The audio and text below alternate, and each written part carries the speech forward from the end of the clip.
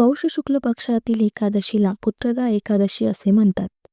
पौष मासातील शुक्ल पक्षातील हे एकादशी व्रत सपत्नीक जोडप्याला सुंदर पुत्र देण्यात समर्थ आहे. पुत्रलाभ, त्याचे रक्षण, त्याची वृद्धी यासाठी प्रत्येक स्त्री पुरुषांनी हे व्रत केले पाहिजे. भगवान श्रीकृष्णाकडून हा वृत्तांत ऐकल्यानंतर धर्मराजाने विचारले, हे गोविंद, आता या पौष मासातील शुक्ल पक्षातील एकादशीचे नाव काय? याचा विधी कोणता आणि कोणत्या देवतेची पूजा केली जाते? भगवान श्रीकृष्ण म्हणाले, राजा, या एकादशीला पुत्रदा एकादशी असे नाव आहे. या तिथीला नारायण भगवंताची पूजा केली जाते. याबद्दल एक कथा सांगतो, ती लक्षपूर्वक ऐक. भद्रावती नगरीमध्ये सुकेतुमान नावाचा राजा राज्य करीत होता. राजा संपत्ती, ऐश्वर्य, सेनादल आणि शासन व्यवस्था या बाबतीत इतर राजापेक्षा श्रेष्ठ होता. राज्यात वेदाध्ययन, श्री विष्णू भक्ती, दानधर्म, यज्ञयाग, अन्य धार्मिक विधी योग्य प्रकारे पार पाडले जात. प्रजेच्या समस्या सोडवण्यास राजा तत्पर असे. कोणावरही अन्याय होणार नाही याची काळजी घेत असे. त्यामुळे प्रजा सुखी समाधानी होती. राजाची पत्नी शैब्या पतिव्रता होती. ती धर्मकार्य पार पाडण्यामध्ये अग्रेसर असे. राजा राणी परस्परांना अनुरूप होती. दोघेही देखणे होते. प्रजेचे लाडके होते. सर्व बाजूनी राजा राणी भाग्यवान होते.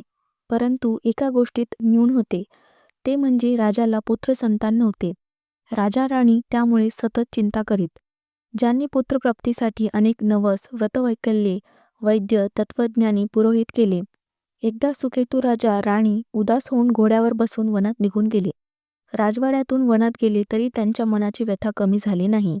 राजा मनात विचार करीत चालला की आपण किती यज्ञ केले, ब्राह्मणांना स्वादिष्ट भोजन, दान, दक्षिणा भरपूर दिली, तरीही आपल्या वाट्याला हे दुःख का यावे?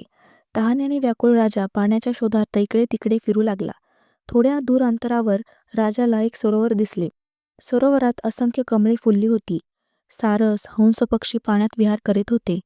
सरोवराच्या चारही बाजूला तपस्वी मुनींचे आश्रम होते. राजाला ते सर्व दृश्य पाहून आनंद झाला.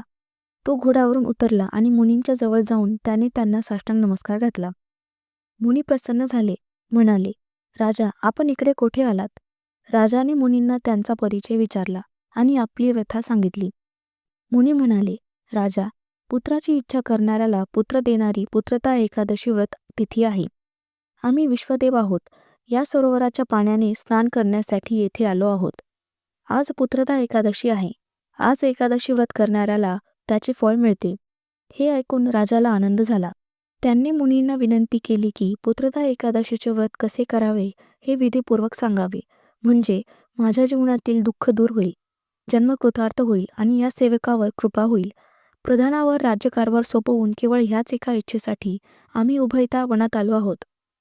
ऋषीसमूहातील एक ज्ञानवृद्ध ऋषी पुढे आले व ते म्हणाले, राजा, तुझी व्यथा आम्ही ऐकली. आजचा दिवस चांगला योग आहे. तुझा भाग्योदय जवळ आला आहे, म्हणून तुझी आमची भेट झाली. आज पौष शुक्ल एकादशी आहे. तुम्ही उभयता हे व्रत आज करा. आम्ही वेदमंत्रांनी तुमच्यावर अभिषेक करतो. आमचा तुम्हाला आशीर्वाद आहे. असे म्हणून ऋषींनी त्यांच्यावर वेदमंत्र म्हणून पाणी शिंपडले. आशीर्वाद देऊन ऋषी निघून गेले. राजा राणीला दिलासा मिळाला.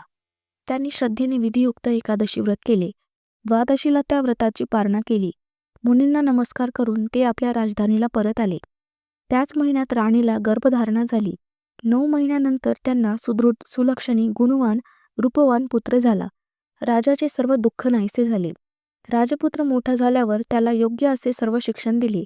तो सर्व विद्येमध्ये पारंगत झाल्यावर राजाने त्याच्यावर राज्यकारभार सोपवला व स्वतः तपस्येसाठी घोर अरण्यात निघून गेला. राजपुत्र पुढे यशस्वी आणि प्रजापालक चक्रवर्ती सम्राट बनला. भगवान श्रीकृष्ण म्हणाले, हे राजा, पुत्रप्राप्तीसाठी पुत्रदा एकादशी व्रत आयुष्यभर केले पाहिजे. हे व्रत करणाऱ्याला यशस्वी, आज्ञाधारक, गुणसंपन्न पुत्र प्राप्त होतो. या एकादशीचे महात्म्य श्रवण करणारे, वाचन करणारे सुंदर संतानाने मोक्ष प्राप्त करतात. अशी ही पौष शुक्ल पक्षातील पुत्रदा एकादशी व्रतकथा संपूर्ण. श्रीकृष्णार्पणमस्तु.